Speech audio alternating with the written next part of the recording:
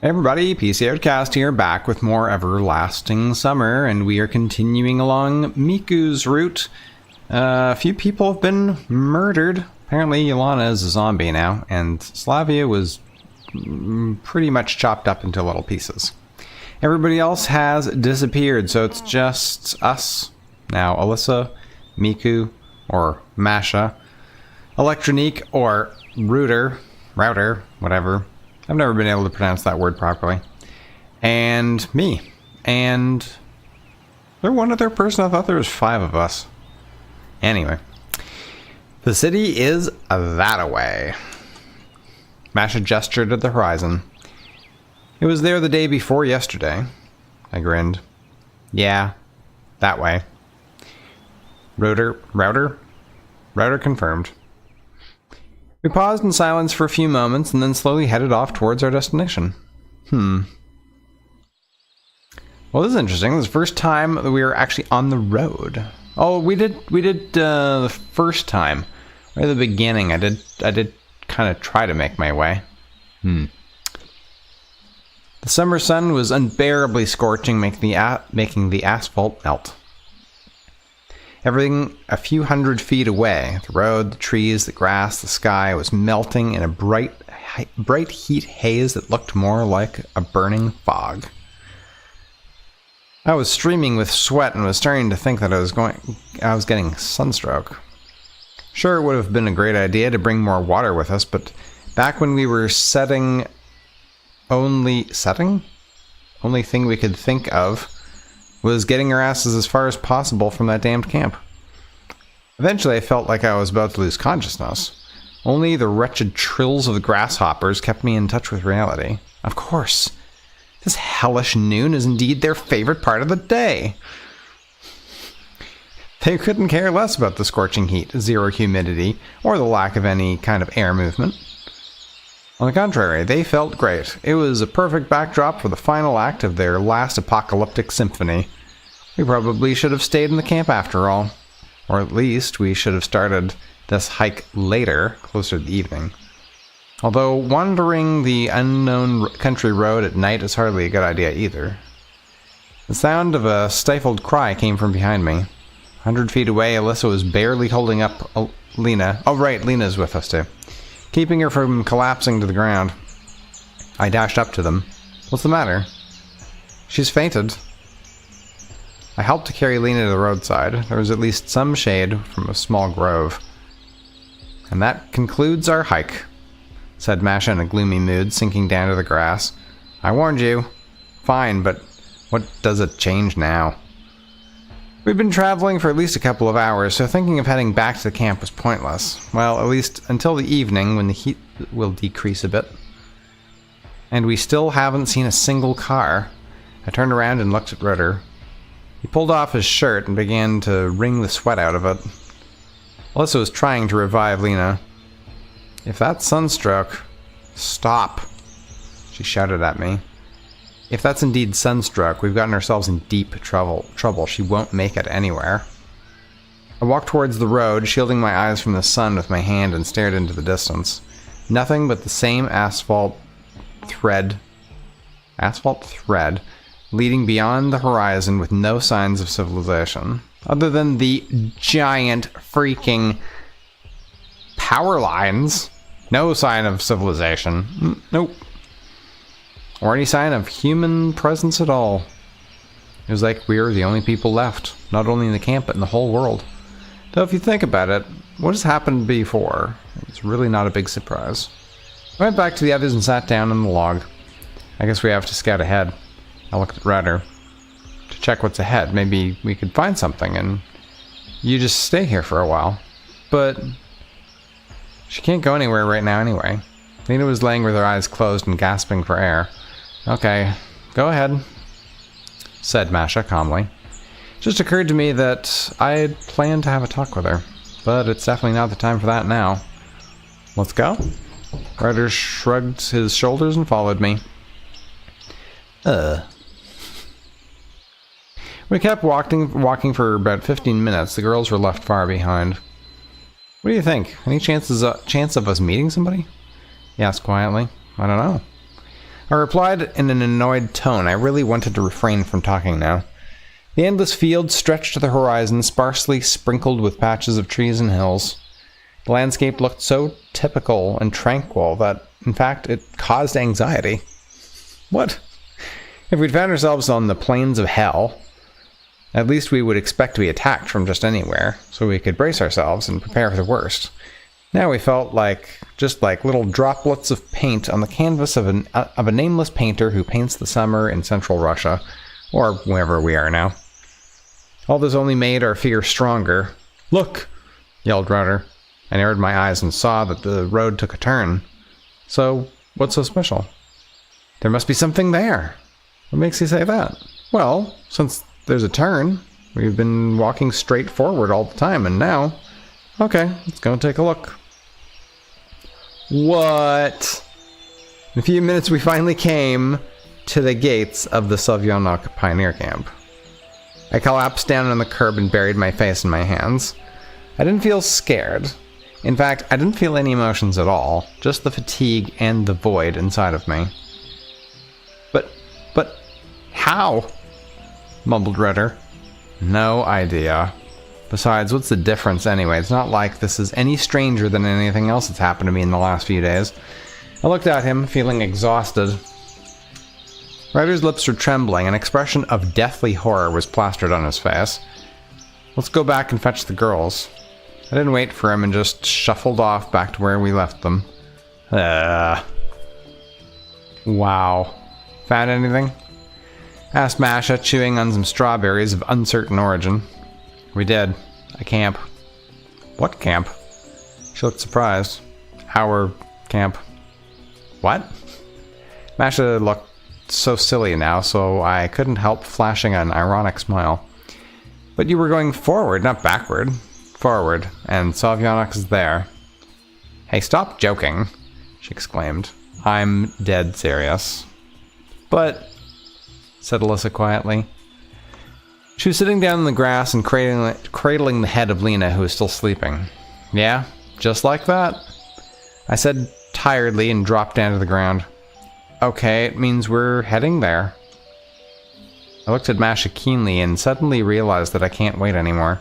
Hey, what's happening with you? What do you mean? Her look screamed that now isn't the time for breezy chatter. You were scared to death yesterday, yet today we have this happens to me all the time attitude. But what's the point in panicking? She cracked a barely visible smile. If I didn't know you... I went quiet, bit my lip and turned away. But really, do I know her that well? Sure, we spent so many years together, but... If we get down to it, I always thought more about myself. Or rather, I always believed that she was completely satisfied. And she was always the same to me. Same as just about anything. Even when we're breaking up? As if she wasn't a real person, just my favorite article of clothing. Thinking about it, I have no idea what's going on in her soul. I just never cared about it. Thus, her behaving like this, under the circumstances, doesn't seem more as bizarre than anything else that's happened to us.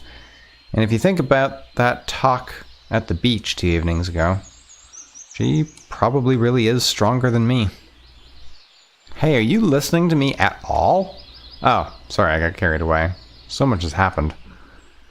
She looked at me sternly. Let's get going to the camp, or wherever you are, if that's the same old camp. Alright. In fact, it's not like we had any other choice. A few more hours in the scorching heat would only yield more casualties. But we have to carry her along. Yes, just a sec, let me figure it out. I found 2 fairly long and sturdy sticks in the nearby grove. Coming back, I ordered Rudder to take his shirt off. He tried to object, but soon enough he realized that there was no use in arguing. I took off my shirt as well, and we made a sort of stretcher, attaching the fabric to the poles. Will it hold? Masha gave our device a questioning look, but ultimately gave it a few strong pulls, ensuring its strength, and smiled. It will, at least till we reach the camp. It was hard to go in this heat, but it was even harder to carry the injured, that is, Lena. Several times I almost fainted and barely caught myself halfway to the ground. Ryder felt even worse. Both Masha and Alyssa were swapping places with him every now and then. Still, my pride won't allow me to ask them to carry Lena even for a minute. Sure, it's silly to act like this under these circumstances, but I couldn't help myself. This is yet another flaw in my personality, along with coldness, inattentiveness to others, even my loved ones, and other less than noble traits. Finally, we somehow made it to the camp gates, and I collapsed to the grass in the shadow of the unknown pioneer statue, completely worn out. It actually is our camp. Masha lingered on the words, and indeed, it looks the same.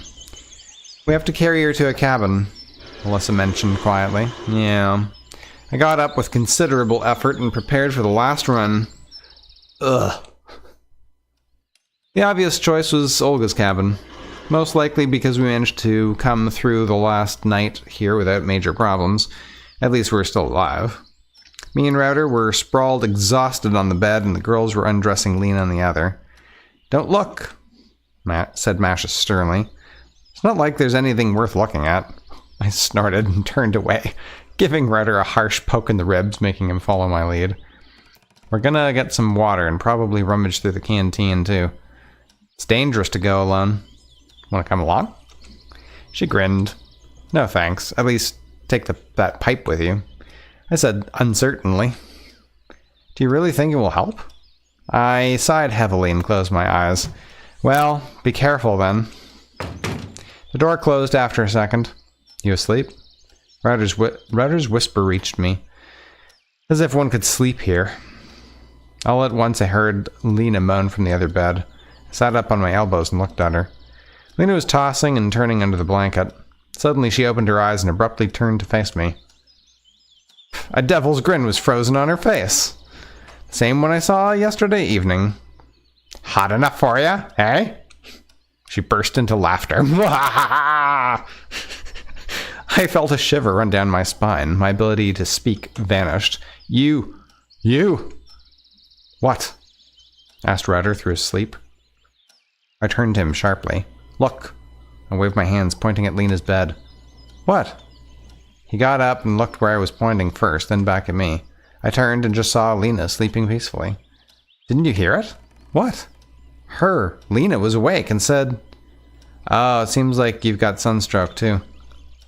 He turned towards the wall, but I'm absolutely sure that I heard and saw it. Well, it could be true that the heat got to me at last. But it all seems to be exactly like that time. And it wasn't Lena. At the very least, it wasn't the Lena I knew. As if she was possessed by the devil. I lay down and pulled a blanket over my head. I really wanted to sleep, but the realization that I might never wake up again if I fall asleep now was keeping me up and running. Not sure how long I spent lying like that, trembling at every rustle, but eventually the door burst open and steps resounded in the room. I barely peered out from under the blanket and caught a glimpse of Alyssa and Masha entering with a bucket of water and some bags. I see you went a bit cuckoo here. Yeah, sorta. I replied with a trembling voice, trying to flash a smile. Everything's okay? Seems like it. I glanced at Lena yet again, but she was still sleeping quietly. Maybe it was indeed just my imagination. Sure. Given a condition of such extreme emotional stress and physical fatigue, I might be seeing things. I got up and with considerable effort, took a cup from the table and scooped up some water. So, what are we doing next? We'll have to stay here for now. But Olga has called the police. And also disappeared and died or something. Muttered Alyssa. Yeah, but everyone disappeared after that. In any case, until Lena comes to her senses. Although, if I ever happen to see her like that again, I would frankly rather that she doesn't wake up. Alyssa lay down on Lena's bed and Masha sat next to me. Get some sleep. She gently stroked the top of my head. Can you really sleep with all this happening? We'll keep guard. You look really tired. I guess she was right. Okay. But just a nap. Wake me before evening. She didn't say a word, just smiled instead. Promise. I promise, replied Masha quietly. I closed my eyes and instantly tumbled into a dream. Now this is gonna be bad. Here they come again, the grasshoppers. This time, it's their king, a huge swamp green monstrosity with really long curved legs, wings that would match the wingspan of a large airliner, and enormous pitch black eyes. He was hanging over me, grinning and sputtering something really loud. I still didn't understand anything of their language, but judging by the tone, it wasn't anything nice that you would hear in the morning news. I wanted to get away, but he clutched me tightly with his wretched claw. I could hear my bones cracking, feel my ribs breaking, piercing my internal organs with their sharp splinters. I felt hundreds of hammers smashing inside my skull. Oh, my vision faded, and the next moment, fountains of blood and flesh were spraying all over the place. Ugh. I jumped up in a cold sweat. My own scream still reverberated in the room. It took me several seconds to clear the dimness from my eyes. I looked around frantically and realized that it was evening already and it was completely dark outside. Good grief. We didn't turn off the light yesterday. Masha was lying asleep next to me while Router was curled up on the floor. Lena was laying on the other bed, tightly wrapped in a blanket. Yet Alyssa was nowhere to be seen. Hey! I woke Masha up with a few rough prods. What? She slowly came to her senses. Didn't I ask you? Sorry, I fell asleep. She had such a guilty expression on her face that I felt sick. I shouldn't have relied on her. At least I could have set up an alarm. I woke Router up. Where's Alyssa? I don't know, said Masha worriedly. Well, who does know? We were all asleep. Well, she was sleeping here and then... Her eyes darted around guiltily. And then you fell asleep. She hung her head and let out a heavy sigh. Ah, perfect. Just perfect. I pounded my fist on the table, making Masha jump. Okay, you sit here, and we'll go and find her. Alone? Her face suddenly took on an expression of fright. Alone? Wasn't it you who told me that it's not worth panicking? Yeah, but it's not. Oh, fine, I'll go alone. But... Or do you really want to sit here with only Lena? Masha kept silent. It's dangerous to go alone. I noticed that Router seemed to be fully awakened. And it's not dangerous for her to sit here all alone? I felt that there was no point in arguing, so I got up, grabbed my trusty pipe, and headed for the door. In any case, given that people have been disappearing into thin air, one can't feel safe anywhere or in any company. Of course, it still could turn out that Alyssa just went somewhere. To the toilet, for example? Although, given how frightened she looked, I guess she would have woken up Masha or just have held it until morning. Damn. Anything but going all alone through the camp. I braced myself, pulled the handle and went outside. Swept my eyes across the landscape and then... Oh boy. I saw Alyssa. Hanging high above the ground from the tree right in front of the cabin. A sharp pain pierced my temples and I collapsed to the ground. The horror was so overwhelming that I literally felt my whole body being bound in steel chains. Blinded with fear, I barely managed to crawl back into the cabin and close the door. What happened? Masha rushed over to me. Don't look. I grasped her arm. Don't go outside. What's the matter? She reached out for the door handle. I attempted to stop her, but I was so weak that I could only let out a groan of despair. Opening the door, Masha screamed and froze in her tracks. Gathering my last ounces of strength, I got up and kicked the door shut. The next moment, Masha fainted and fell back into my arms. I carried her to bed and put down next to the shaking Router. His face told me that he's definitely not interested in knowing what happened there. All these screams woke Lena up. She rose slightly in her bed and gave us a glance. What's happening? She asked in a whisper. I didn't know how I should reply. I felt a scream rising up in my throat, but I managed to muffle it into a hollow sigh. Lena was horrified, but she still didn't realize what exactly had happened here. Don't go outside, I moaned. Unlike Masha, she wasn't one to argue. An oppressive silence ensued. Even the grasshoppers seemed to quiet down in order to add suspense to the situation. Masha was still lying On my lap, Ryder was quivering in the corner of the bed, and Lena was sitting in front of me with an expression of doom and despair on her face. I stared at the door with an unblinking gaze, waiting for the moment it will burst open, and my fear couldn't manifest in any concrete form. A homicidal maniac, a monster, an alien. It was the horror of the unknowable, darkness and emptiness. I wasn't afraid that I'd be torn to pieces, just like Slavia, or I'd become a zombie like Yelena. I was afraid to disappear, vanish without a trace from this world. Masha let out a quiet moan. I just had such a nightmare. It wasn't a dream. She opened her eyes wide and looked at me with horror. Then, there? Don't look, I shouted and hastily embraced her. Lena started crying loudly, ran up and pressed herself against me, trembling all over. Long minutes dragged on in agonizing silence. So, what are we going to do now? Asked Masha through her tears. She didn't seem so self-confident now, although we were all in the same situation. Time passed, yet nothing happened. We had to make a decision. I couldn't say that I came back to my senses after what I saw, but I still felt my mind cleared up a bit. I knew one thing for certain: we can't stay here. And it wasn't because it was more dangerous here than anywhere else. It's just because I can't endure staying near the corpse of Alyssa. I bet it's even more of a gut-wrenching experience for the girls. We have to go, I said quietly. I felt Masha and Lena hugging me even tighter. We have to. Ryder stopped shaking and left the bed.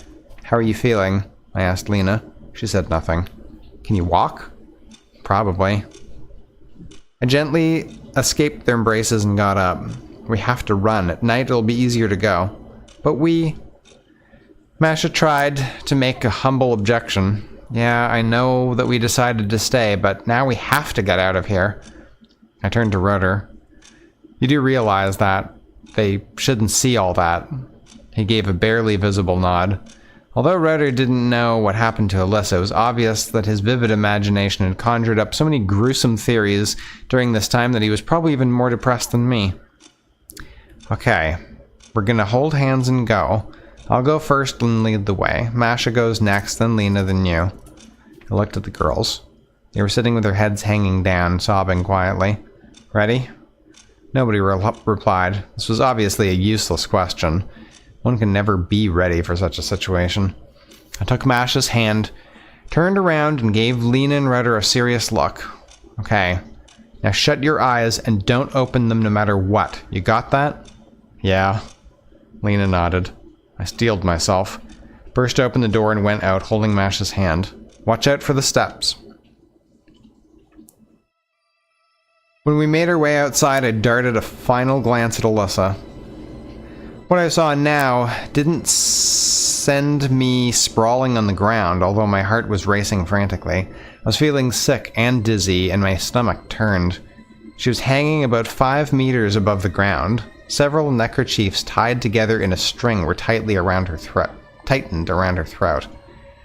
Bulging eyes, protruding tongue, putrefacients already at work on the body. It looked like she didn't die a couple of hours ago, but at least a couple of days. An expression of agony and inhumane suffering was permanently frozen on her face. It was clear that she couldn't have done such a thing to herself. My God, who came up with all of this? Why are we in hell? I hastened my steps away from the diabolical scene, dragging the others along. Ugh. I ordered them to open their eyes only when we reached the square. She's still there? Asked Masha, not letting go of my hand. I've just nodded. Who? Alyssa? Lena cried out loud and burst into tears. Masha embraced her and tried to comfort her. What happened to her? Muttered Ryder with a faltering tongue. I bet you don't want to know that. For a while I just stood there and looked at the moon. Lena was sobbing, Ryder was pacing in circles around us, and Masha sat down on the bench and buried her face in her hands. Okay, it's time, I said quietly, yet nobody moved. We can't stay here. I walked to Masha, leaned over and took her hand. She raised her eyes, filled with tears at me, and nodded. We slowly proceeded to the bus stop. Ugh. Night has fallen on the camp. Along the way, I noticed that the grasshoppers were almost quiet. Keeping silent for some time, now they resumed their nasty song, but this time it was much quieter and I might say a little more respectful. Their daytime progressive noise changed to a nocturne for violin and orchestra. Is there any chance they're conscious about what's going on here? Of course, if we assume that there are grasshoppers in hell too. We came to the bus stop and stopped, hesitating. So where are we going? Asked Masha, wiping her tears. Okay, we already tried going to the right. Let's go to the left. But there's no town there. And just a couple of days ago, there's no camp to the right. Maybe we shouldn't. Lena sobbed quietly. We have no choice. I won't stay here any longer. We were just about to get moving when we heard noises approaching us from far away. I strained my eyes and caught a glimpse of someone coming here down the road. A bus? Exclaimed Ryder with joy in his voice. Shut up, you fool. That's not a bus. People are approaching. I hissed at him. Lots of people, said Masha anxiously. It was utterly clear that we shouldn't stay here any longer. I turned around. Oh boy. And saw someone approaching us down the road from the other direction too. The noise was getting louder. The chirping of grasshoppers, although not their usual one, a much louder, distorted version, as if it had passed through a guitar amplifier. Run! I shouted, but nobody moved. Ah, screw it. I grabbed Masha's and Lena's hands and darted off back into the camp. The girls were floundering? Yeah. In a stupor, so I ended up literally dragging them along. Having dashed to the square, I stopped to catch some breath, and only then did I realize that Rudder had been left behind. We have to go back to get him!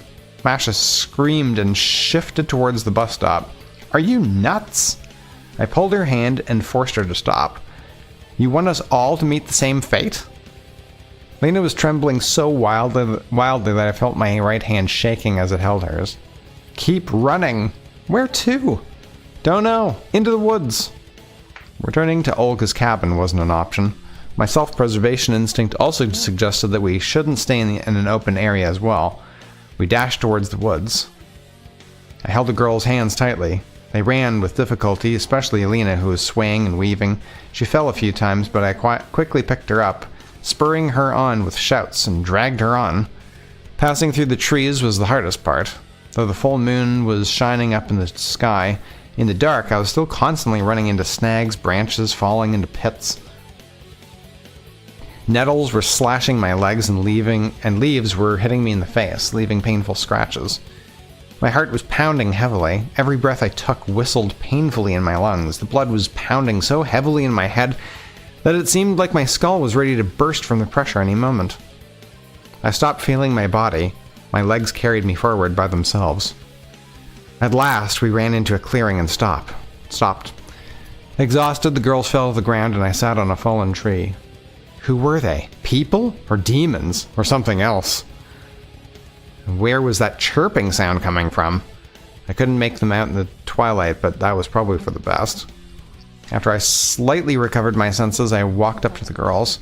Lena was laying dead white on the ground. Seems like she'd completely lost it. Masha was sitting, hugging her knees and rocking from side to side. We've got to do something, I said as I sat near her. It's too late. We're gonna die, she whispered in a hollow voice. We're still alive. That means there's still hope. No, there's nothing now. It's all over. Put my arms around her and held her tight. No, it's not. It's not. It is. But it is. I sat, staring into the darkness of the forest. The grasshoppers could barely be heard now. If not for Masha's labored breathing, I would think I was dead. Forgive me, she whispered quietly. For what? For everything. For being like that. For whatever we failed to achieve. It's not the right time for that now, I said tenderly. We don't have much time left, so I'd say it's the right time. She looked up at me and faintly smiled. Forgive me, if only I hadn't been so selfish in the first place. I looked into her eyes, her bottomless, sorrowful eyes, and felt a hot tear crossing my cheek. No, it's me who should be sorry. I was totally ignorant of what to say in such a situation. I did so much wrong to her, caused her so much pain, and now at the last minute, I can't think of anything other than an empty, "I'm sorry." I was overwhelmed with anger at my helplessness, at being unable to protect the only person I held dear. "You know, I always loved you." "I know," she said quietly. Masha smiled again, although her face was trembling and tears were running down her cheeks. "And I still love you. I know." I couldn't stand it. I longed to turn away, to close my eyes, but I can't afford weakness at this last minute. I leaned down and kissed her hard. Time stood still for us. This cursed pioneer camp, the dark night, all these hellspawn, and even the bloody grasshoppers just ceased to exist. The whole universe ceased to exist. Just two of us were left. Just when I was almost willing to believe that it was all just a bad dream, the woods came alive with rustling. The foliage far away quivered with a swarm of vague silhouettes emerged from the darkness. I still couldn't make them out, but I was certain that they were the same creatures that we'd seen at the bus stop. My whole body was stricken with dismay. I was afraid to breathe. "So this is how it ends," said Masha quietly and held me tighter. "No, this is not the end. Suddenly I've realized that I will fight for her till the last drop of my blood, as long as there is a slightest chance of survival." I jumped up, tugged her off the ground, and rushed over to Lena.